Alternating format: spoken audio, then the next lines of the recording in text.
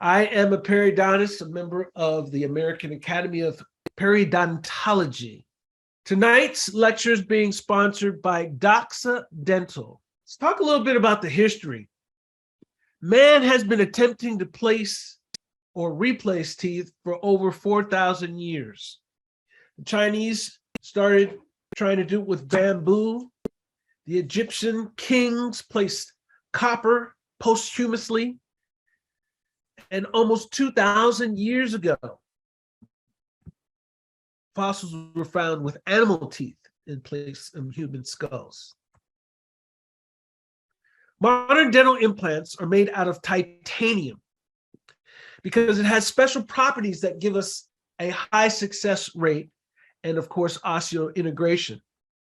In 1952, an orthopedic surgeon unintentionally discovered these special properties. He realized he was unable to remove a titanium cylinder that he had placed in a rabbit femur during a study of bone healing and regeneration.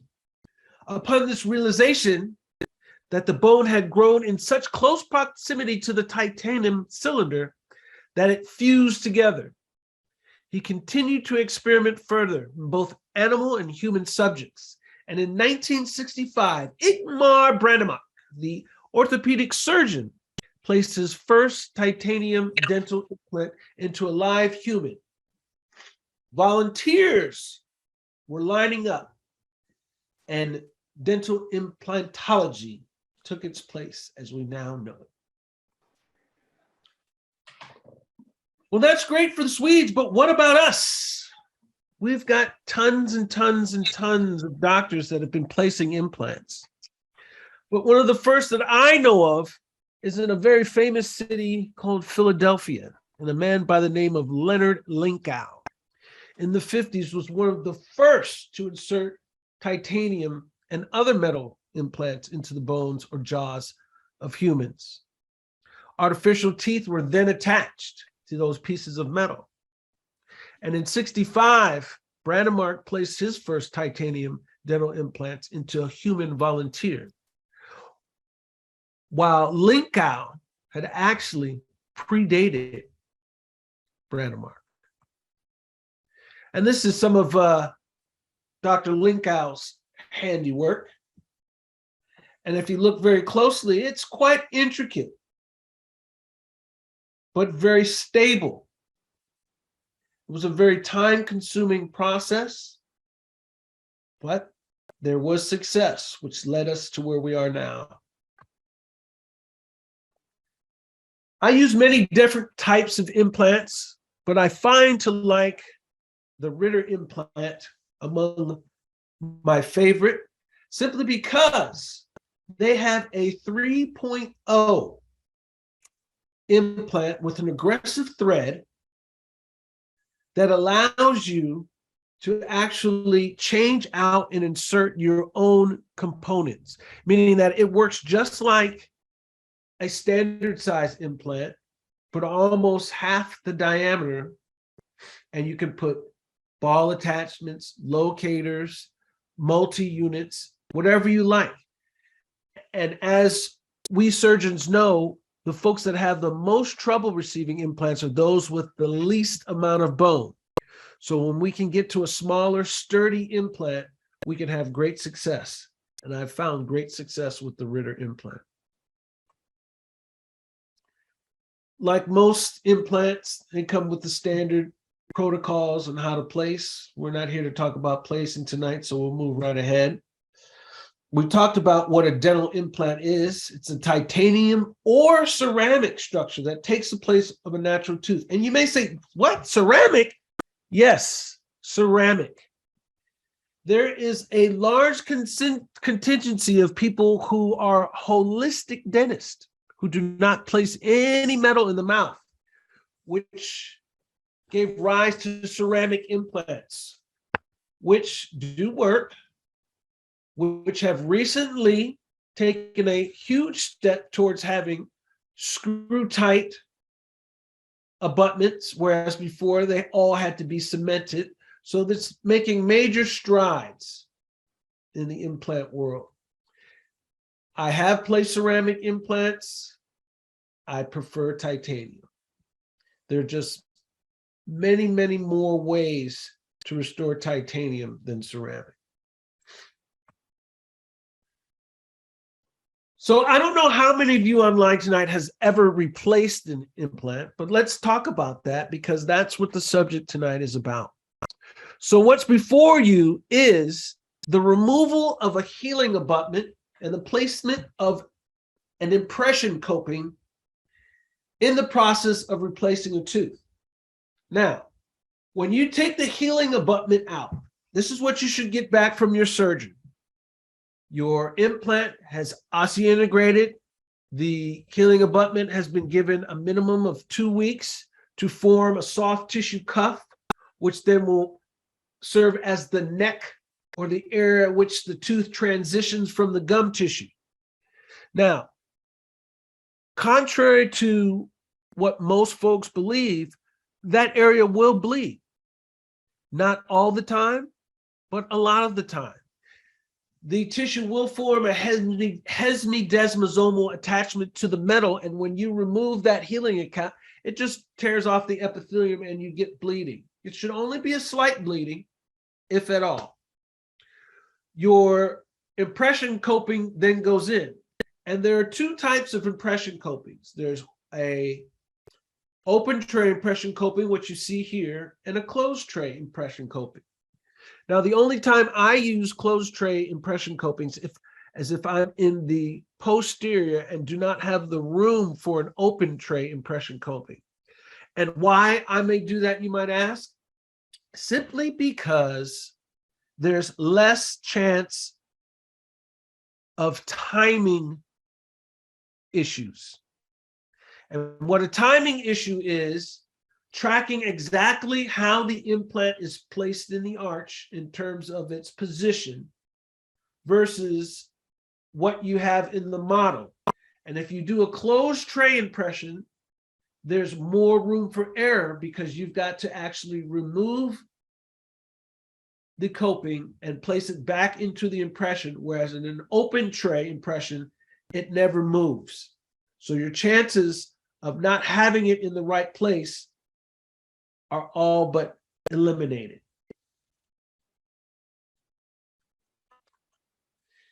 Now, when you're taking this impression, you should take it somewhat similar to crown and bridge.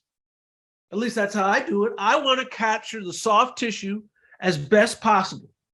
And the best way to do that is to use a light body. So I'll go in with the light body first and then follow it up with a heavy body. Now, what you see here is the tray being placed. You can see the impression coping has a cut in the tray so that it can protrude through the tray. I simply wipe off the heavy body, remove the material from within the coping, let everything set, and it all comes out in one piece. And I should have the timing of the implant in perfect position in order to send to my lab in order to make a beautiful restoration. Here you see the implant with the impression coping or the healing abutment off.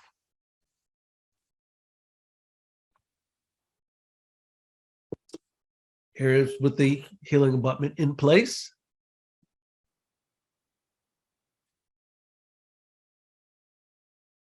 So what is that we're looking at? That is the abutment that holds the tooth. And there's been so much controversy lately about cement retained versus screw retained. Well, when we place the impression coping, as you can see here, it will definitely protrude through the tray. In the anterior, while it is sometimes possible to get away with screw retained, the majority of time it's very difficult without compromising the aesthetics of the restoration. So cement retained becomes a necessary evil. But if you don't know, You're going to know now. Doxa Dental makes a biocompatible implant cement, which means when you place that restoration and it comes in contact with the tissue, it does not elicit an inflammatory response, thus virtually eliminating the possibilities of peri-implantitis. But in conjunction with its capabilities to do that, much detail must be paid attention to in how to deliver a cement retained crown. Here is a healing abutment in place. Now, I'm showing this particular individual because look at that on the back side. The healing abutment and the crown don't seem to match up perfectly. And the aesthetic result is compromised. Now, as you can see, this would be a cement retained restoration. But because I'm unhappy with it, I'm going to send it back to the lab. But when I send it back to the lab, what should I tell them? Oh, the crown doesn't fit. It didn't look right. Please remake. That's a possibility. But I would think as a lab owner or technician, I would like a little more information. So along with my remarks, I send pictures and I also send them this. Something's not quite right. The timing of the implant and the timing of the abutment are off. Therefore, my abutment is not sitting flush. And you can see the space between the bottom of the abutment and the top of the implant.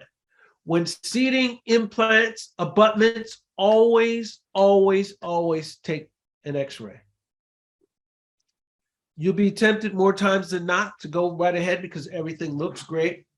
But down the line, if you have a failure, if you have a problem, the crown comes loose, multiple occasions, it's always good to take an X-ray so that it can help you eliminate reasons why things are happening. Look at that gap there. It's not seating flush. So while the crown and everything probably looked just right on the model, there was something missed in between fabrication and delivery.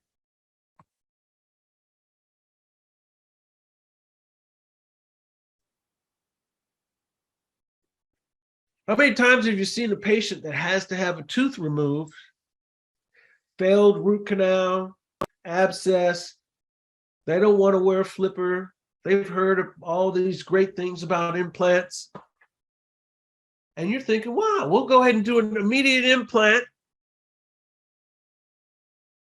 and send this patient on their way. But if you've never done an immediate implant before, there's tons of things to think about. There are tons of things to make sure that are accomplished in order to have this turn out right. The first one is talking about the current aesthetics with your patient. Because while you're trying to mimic what's currently there, it's not going to get any better by just dealing with one tooth. And miraculously, as you all know, patients seem to think, well, if I'm spending $4, $5, $6, $7, $8,000, miraculously, everything should start looking better, even if you don't work on that particular tooth, because I'm spending a lot of money and time with you. So that's one of the first things we want to do, is have a conversation about our goals and results. A lot of times I will go to the trouble of making a diagnostic cast so that the patient can review that and understand what's possible and what's not, especially when we have a constraining budget. We like to take photos of the different areas. If a patient has an abscessing tooth that we're going to do a immediate on, I will always place them on an antibiotic 10 days prior to surgery. Then go in and remove the tooth. We prep the area for implant placement. Always make sure to fully debride the socket. And if you don't remember anything else, I tell you, if you're placing implants, make sure that you get your new implant into virgin bone past the apex in order to give it some kind of stability, and then ensure yourself that it is out of occlusion in all working movements and non-working movements. Most of the time, I'll go with an old-fashioned surgical stent. Why? Because I like to see exactly what I'm doing. Nothing against the digital age. I do that on fully edentulous folks, but when I have dentate patients, I just like my eye a little bit better, simply because I think I put a little bit of the artistic Dr. Fraser into it, just giving it what we call a little je ne sais quoi, if you will. But that's what keeps it fun for me.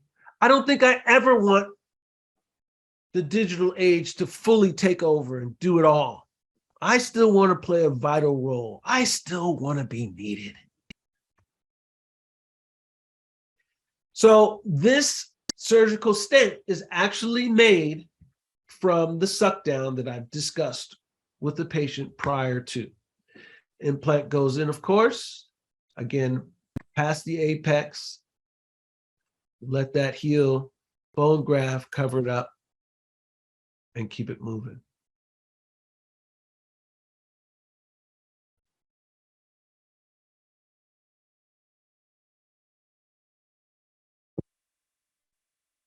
Now, temporization on the anterior can be done in many different ways, but the gurus have taught us that using a prefabricated abutment and utilizing the socket and the dimensions of that socket are the best way to do it, simply because the tooth is not a perfect shape or the perfect shape of an implant. I've done it every which way but Sunday. And they all have come out good, and they've all have come out not so good, meaning that you could do it either way.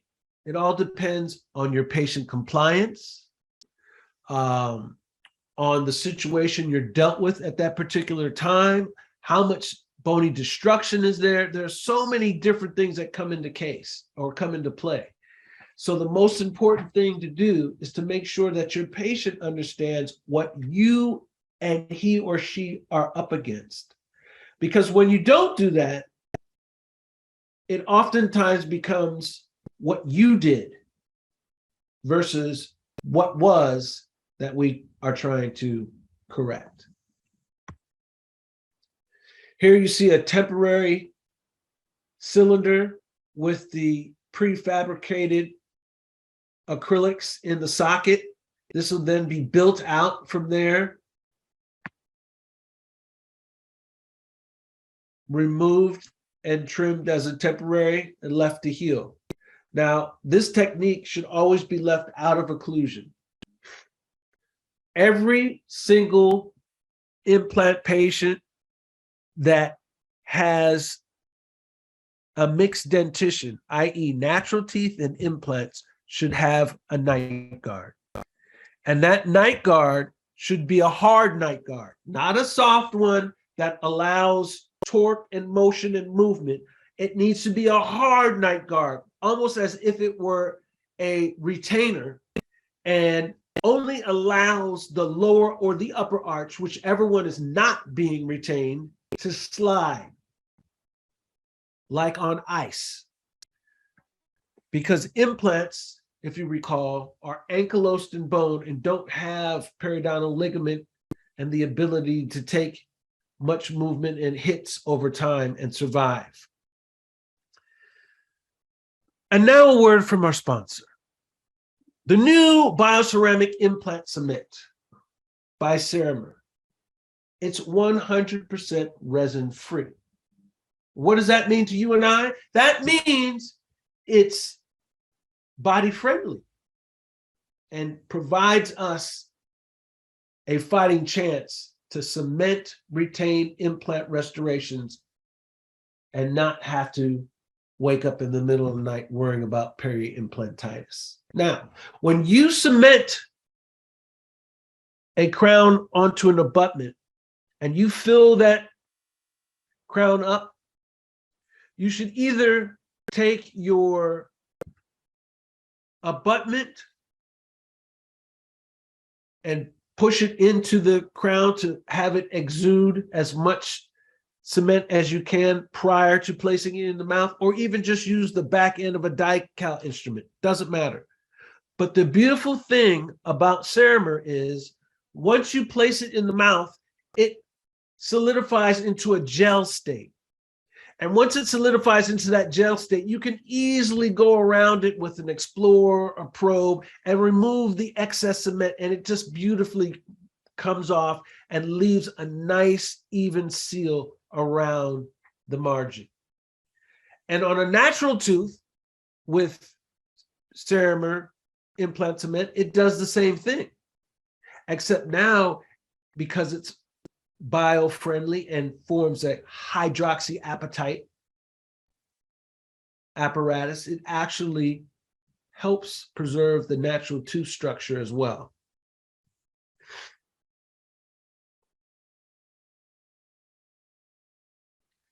Overdentures. I think overdentures are probably the hottest thing to hit the dental market in the last 10 years. There are so many dentists now that just don't even deal with dentures, that it's become almost an implant part of dentistry, where doctors are routinely placing implants on the lower to hold dentures in place. Overdentures are utilized because of patient expectations. Patients these days are not going to go for what we did 60, 50 years ago. We're getting softer, as you will, if you will. America's turning soft. Our parents and our parents' parents, they were rugged, hard, gritty. They didn't need teeth to eat that beef.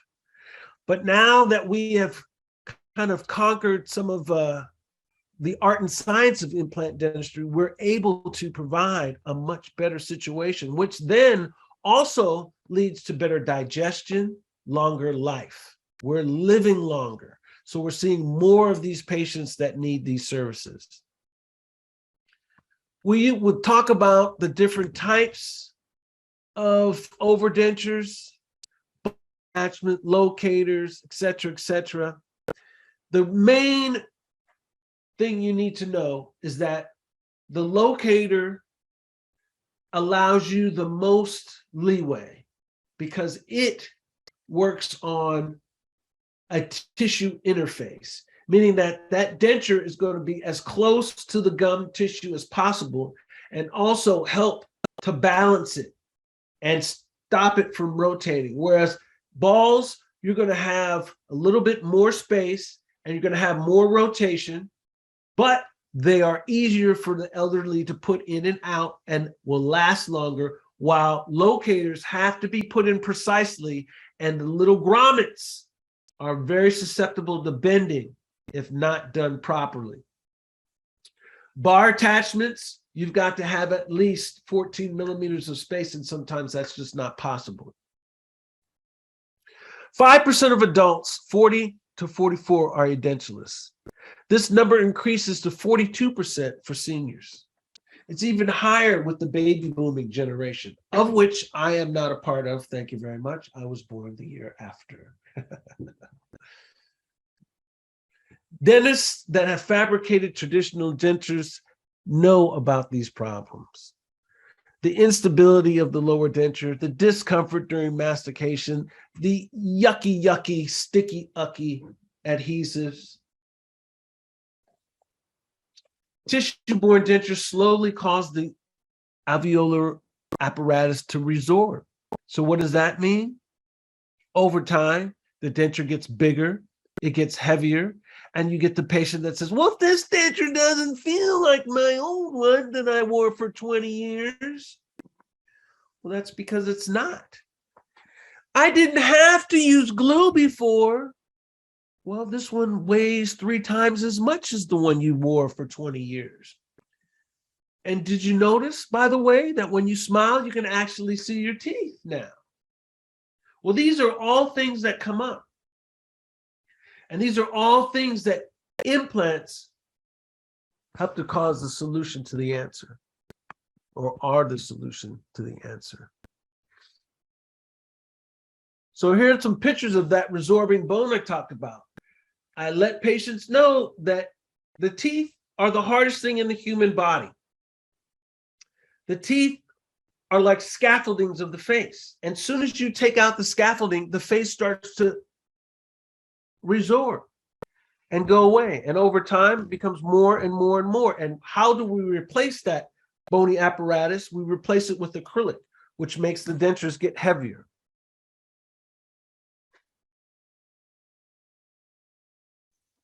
Majority of general dentists restore implants. Those that place implants usually place them in the partially edentulous patient. Placing implants in the fully edentulous patient began roughly in the 80s, and it is continuing to expand. A survey showed 66% of denture wearers were unhappy with their prostheses due to their inability to chew, poor fit, soreness and pain, and lack of retention. Data from several randomized studies confirmed that implant-supported overdenture wearers had a better outcome than conventional denture wearers. The benefits included psychological effects such as satisfaction, oral health, and quality of life, as well as functional benefits and chewing ability. You may not notice it, but if you wear dentures, you don't want to go out to eat. Why? Because 9 times out of 10, you're the last person at the table trying to chew their food because your chewing capacity is greatly diminished.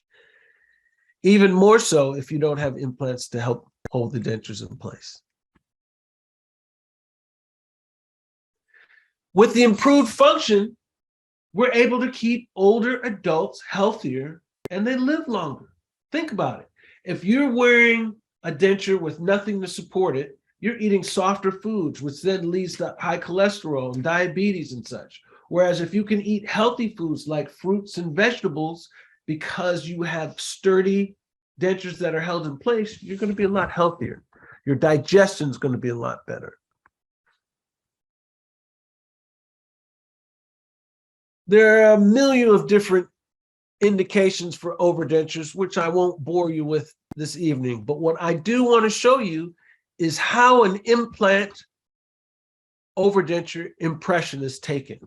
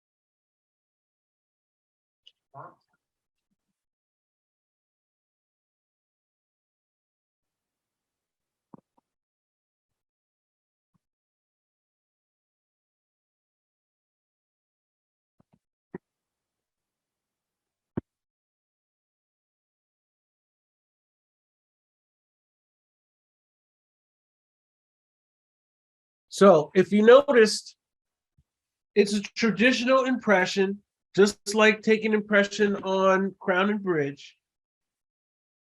The main point here is to make sure that your implants on your master cast are in the exact same position as your implants in the mouth.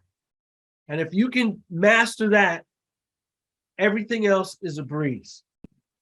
It's making the transition from mouth to master cast that becomes tricky. Now, I typically will always place 4 implants on the lower mandible, except in a few cases. There was a time where I was placing 3 to try to create a tripod effect like a stool. And while I had some success with that, I just found it wasn't as efficient as 4.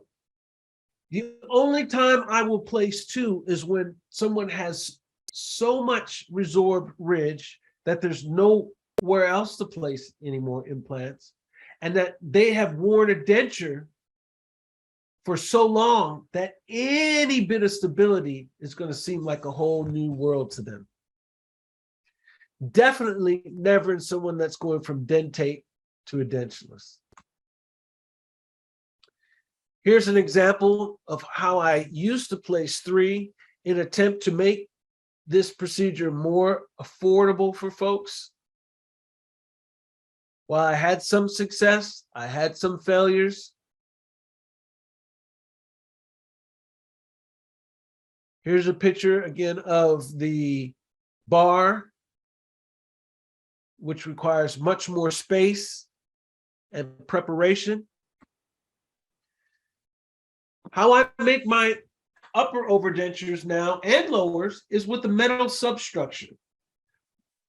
When I first started doing this, I was placing the implants and simply retrofitting whatever denture it was they were wearing if it was serviceable. What I started finding out is that patients started to have so much more chewing force, they were breaking those dentures left and right, breaking them. While that was a good thing, it was a bad thing because I was repairing dentures left and right. And so I started letting patients know that it's going to be required that they get an overdenture in order to alleviate that problem. And most of the things that I've learned is because I did them. You could tell me something, but if somewhere deep in this noggin of mine, I thought I could make it work, I at least wanted to try.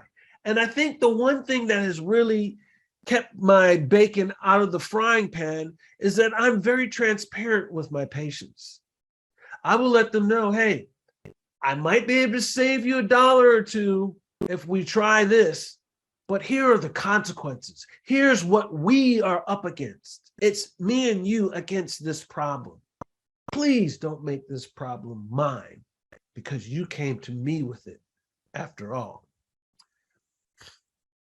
And sometimes they find it funny and sometimes they don't. It all depends on the person's individual's personality.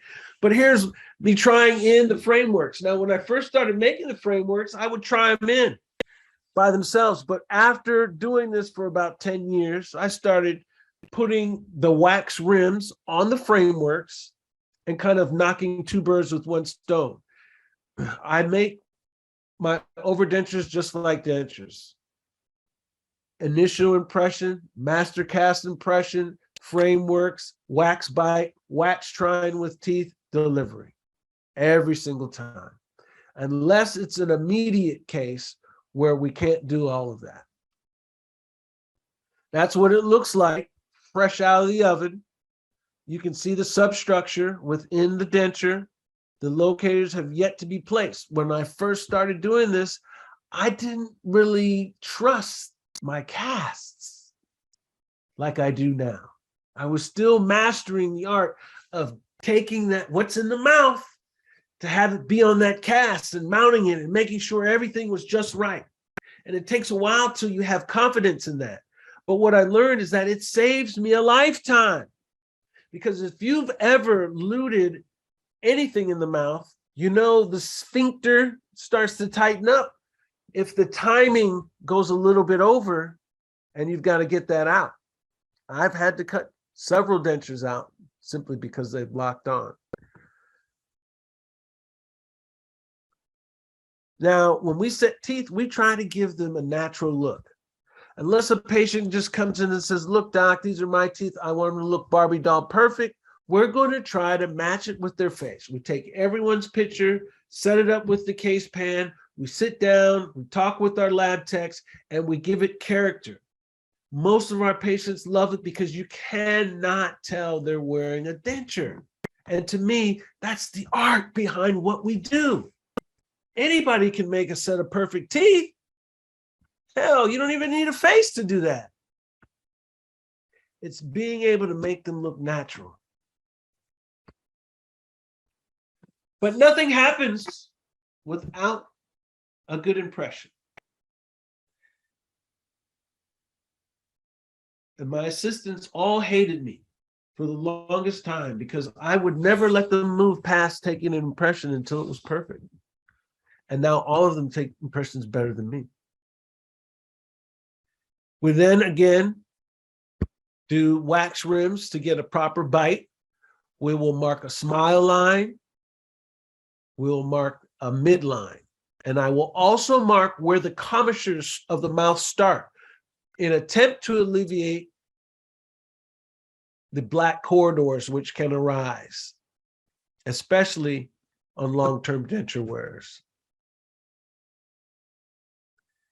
So some of the common mistakes: poor treatment planning, imprecise final impressions, ill-fitting frameworks, poor choice of attachments and materials.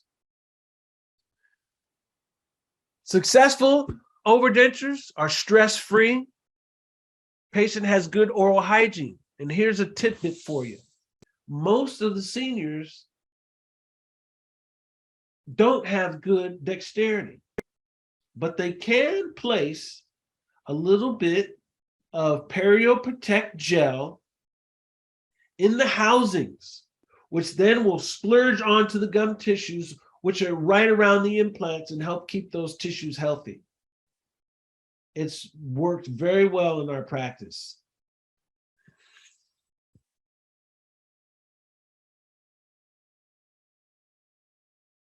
Patients prefer a good occlusion, natural looking aesthetics, and the absence of clicking sounds when they talk.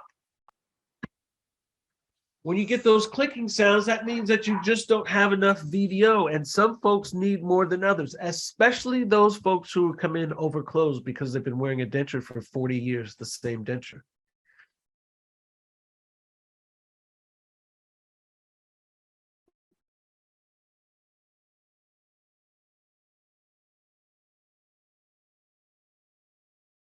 So please remember that a panoramic X-ray has approximately 30% distortion,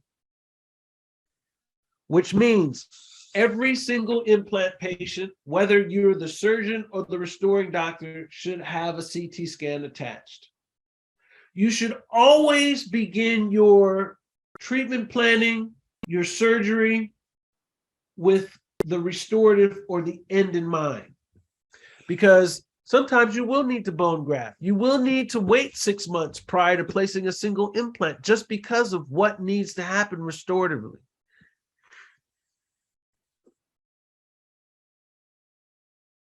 You want to evaluate the current prostheses, how it fits, how it functions, what they like about it. Do they like how it looks? If they like how it looks, why not just take an impression of it so that you can duplicate it? Or better yet, if it's not worn and they just want a new one, we do what's called a jump, where we actually take an impression of that and use that for the bite and go right to it and set teeth. But these are for folks who I call up on it, meaning that they won't let the heels on their shoes wear out because they know that if they're working with a denture that's worn, it's only going to wear out the bone and make the new denture less appropriate, whether it's fitting, looking, or feeling.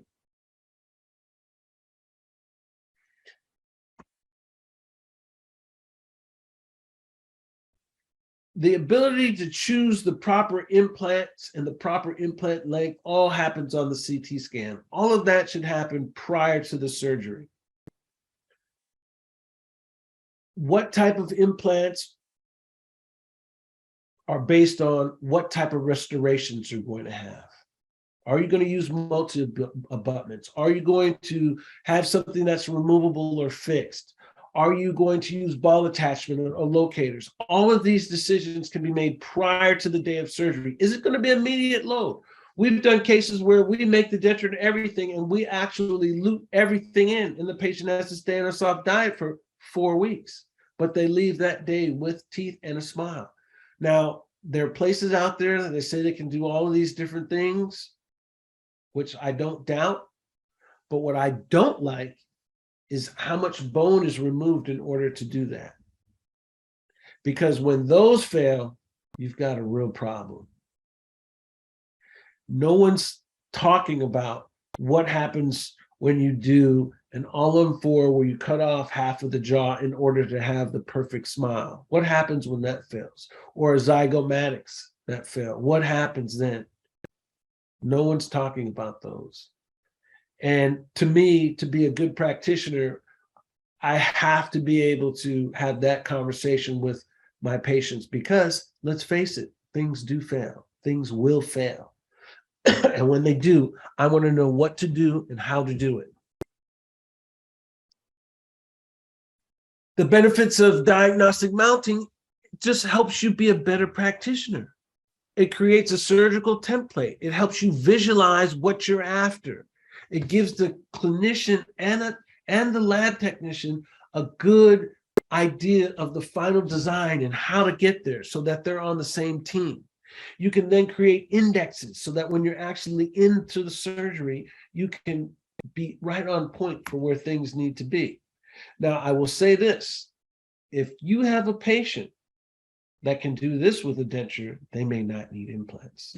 Here we go.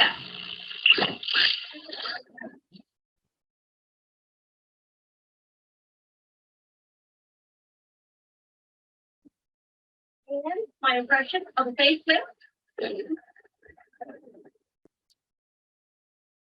Now, could you imagine placing a fixed prosthesis on someone? They would no longer be she would no longer be the life of the party and kind of be upset about that, wouldn't you think?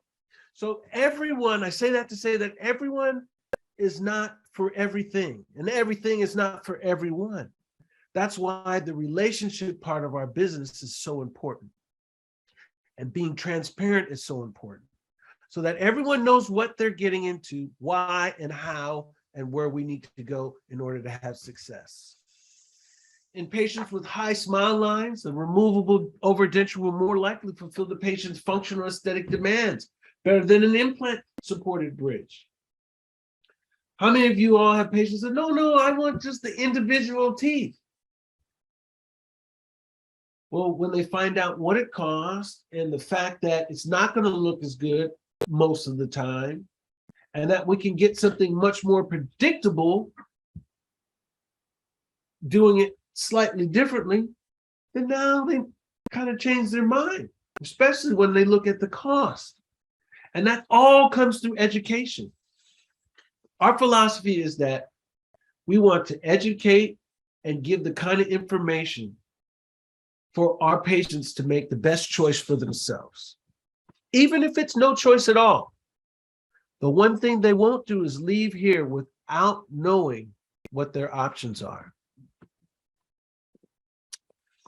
Sometimes that facial flange will give the face the support it needs to have everything else appear as natural as possible and cause the lip to smile or to draw so that the teeth show when smiling.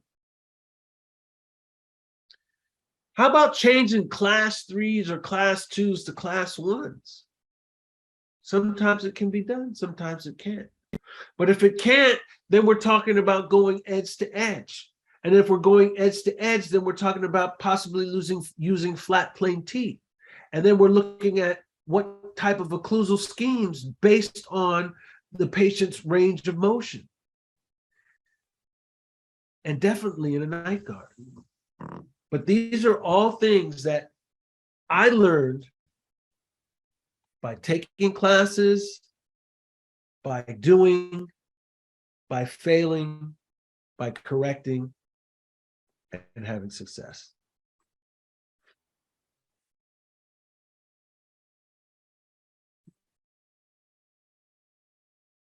While the panoramic X-ray is readily available, there are several disadvantages, which we've already talked about.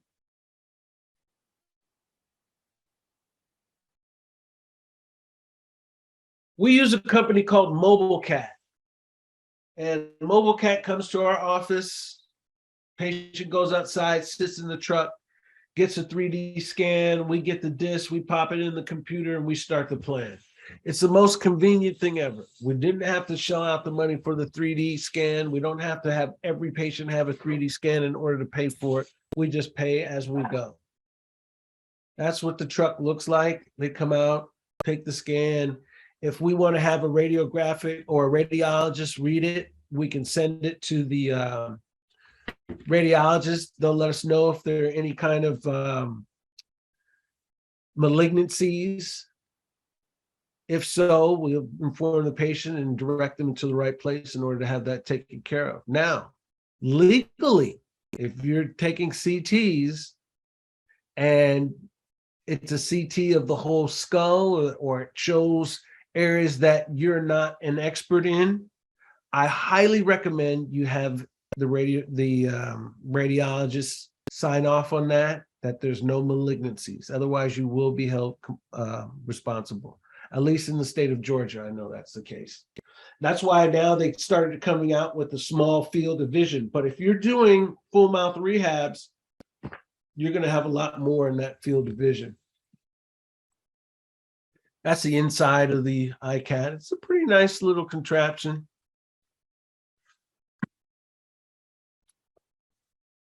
So, collaborative treatment planning. How many of you all have really good relationships with your specialists? I think that's one of the most important things you can do. And as the general dentist, you are the quarterback.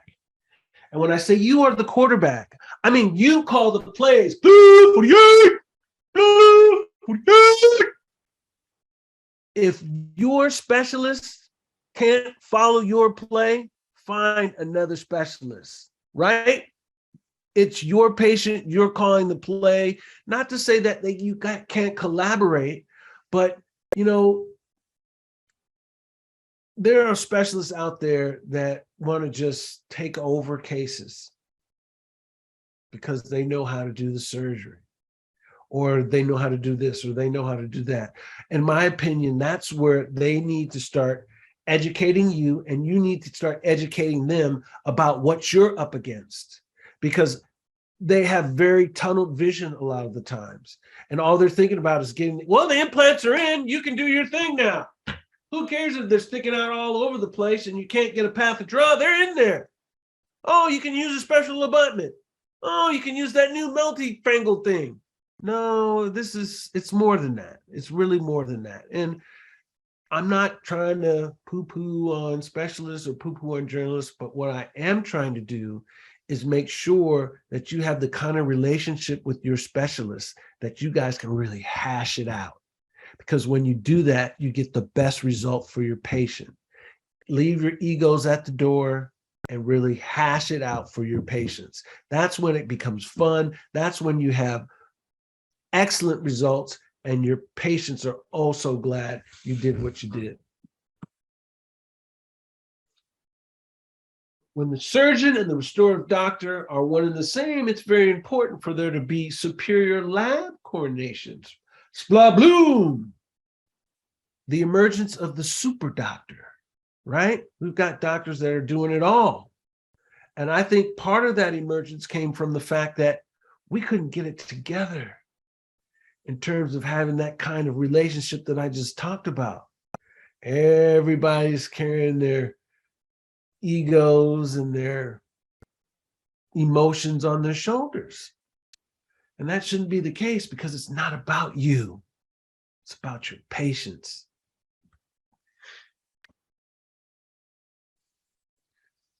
So the anatomical considerations, we talked about the availability of bone, the quality of bone, the height and width of bone. Those are all surgical things, but those have to be taken into account when you're talking about the type of restoration you're going to be using.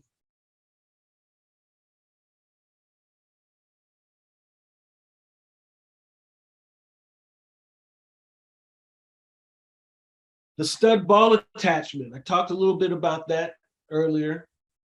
There are some prosthodontists I know that swear by the ball attachment because they have very feeble patients that can barely get their hands to their mouth, and being able to use those, they can at least get them in and have something stable. So there is a place for those attachments. While they are not as sturdy as the locator attachments, they're much more forgiving.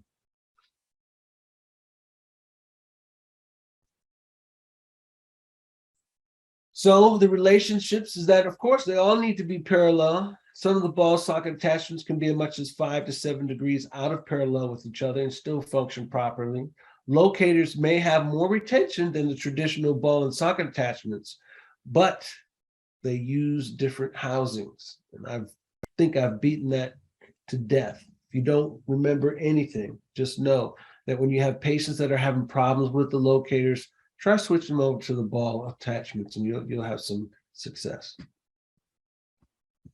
For those of you that are doing any type of surgery, make sure you're going over the pre-surgical instructions. And actually, when you send them to your surgeon, you should know what your surgeon is telling them. Because if they have a problem, they're going to feel more comfortable with you and would rather talk to you because they're just going to them to have the surgery. They've been going to you probably for years. So if you can kind of tell them what they're going to be up against and what's going to be happening and how we're going to go through this, it just sheds a better light on the whole situation. So there's a set of dentures. I like to tell my patients, we make dentures the old-fashioned way, one step at a time. None of that digital denture stuff. I've tried digital dentures.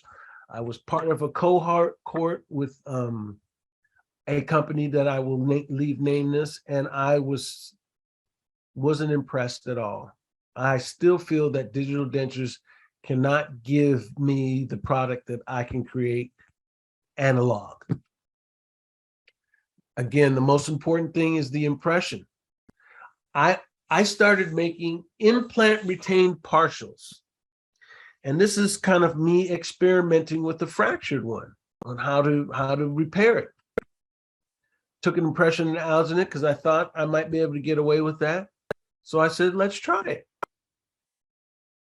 This is, I was using the MIS system at the time. There's the analog placed into the locator. Now, when you're using a locator, they do have locator analogs so that even though you have an implant in the particular master cast, you can use a locator. You can put the locator in. They have locator tees that go on top of the locator, take the impression, the tees come out, and you can place these locators in and then process locators in the denture so that when the patient comes in, all you're doing is delivering. It may be a little bit of adjustment, but that's it. There's the break. But you can see I went back and used a heavy body in order to repair it. But at the same time, I was trying to figure out how I could get my patient more stability on that back side because that was their complaint. I've got 4 teeth. I've got 3 teeth. I need a 4th back here. But I'm glad to say it worked out. And this patient to this day still has that same apparatus, is working very well with it, and cherishes the 3 teeth they have left and wish they would have cherished the rest of them the way they are taking care of those. But this is how we reline a lower denture. You've got to open it up at least 2 millimeters beyond where the male processing caps are if you're doing it in the mouth. because you want to make sure that you get enough of the acrylic flow around it to really lock it in. Now, the best way to prevent it from locking in the mouth is to take that little white skirt, put it on the locator, put the male housing on top of that locator, and then come back with light body underneath the skirt, making sure that there are no undercuts below that male housing and the gingiva. Then you can go ahead, place it on there, set your timer for 3 minutes, start tugging at it at 2:15, 2.5. Once you feel enough tug back, go ahead and lift it right off. Now, when there is trouble and it locks on, it's when it's supposed to only be on there for 3 minutes and it's left for 5, or you've got enough acrylic under there to lock it on because you didn't block anything out. But if you follow those directions and block everything out, you shouldn't have a problem. This is one of my earlier cases, trying to figure out what was better. Was it better for me to have the locator closer to the tissue or a little bit further away to the tissue? Which one hugged better? Which one fit better? Which I didn't know at the time. And so I experimented with both. And I found out that the closer they are to the tissue without impinging on the actual locator apparatus, the better, because the gum tissue serves as a platform of denture stability. I use flex acryl hard acrylic now only for my in-office relines. So if you have a patient coming in with a denture that's ill-fitting, you can actually clean out the old acrylic in that denture, mix this stuff up, put it in, and just like you're taking an impression, do the old border molding with it, hold it in there for about 3 minutes. It'll heat up, but it won't get so hot that it's going to do any damage to the tissues. But what you will get is a picture perfect impression and the most stable retentive denture possible. Trim it back and your patient will think you walk on water. It's an x-ray of that earlier, folks. So this is a patient of mine. She is a counselor and has a ministry and was very concerned that her appearance wasn't what she wanted it to be and she could improve the look of her denture and her bite. Apparently she went somewhere and instead of them letting her know that, hey, your lower denture is probably as worn as your older upper denture, we need to remake both, she talked them into just doing one. And so now when she smiled, she had teeth hanging down on the left instead of them being even and having an even bite. That's what it looked like in occlusion.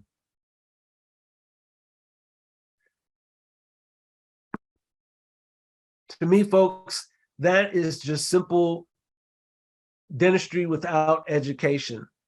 Not that people have to do what you tell them to do, but 99% of the time, given the right information and the best education, 100% of the time, people are going to do what is in their self-interest and what they can do for themselves, even if it's nothing at all at the time. All right, so this is what she looked at when we got through. Can you see the difference in terms of where the occlusion line is? Look at her smile. Those teeth look as if they are her own. I really wish I had more time to go on because I got a lot more to share, but I hope you enjoyed this hour. I'm happy to answer any questions about anything on the topic. Thank you very much. All right. Can you repeat the name of the cement that is biocompatible, please?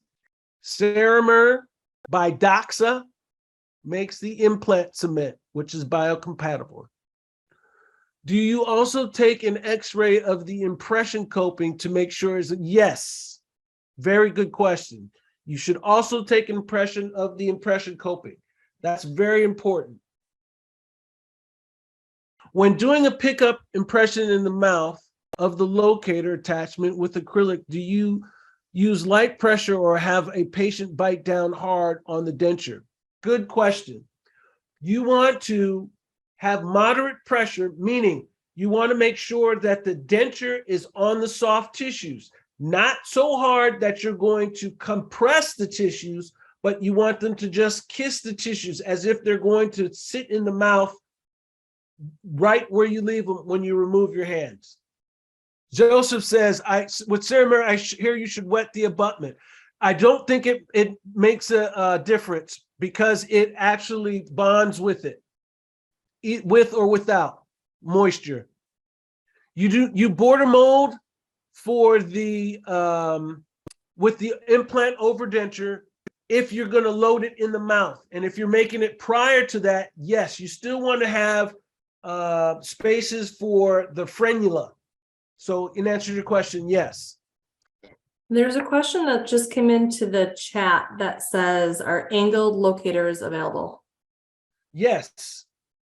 Ritter makes a series of angled locators. You can also use multi-unit abutments and then put locators on top of that. So in answer to your question, yes.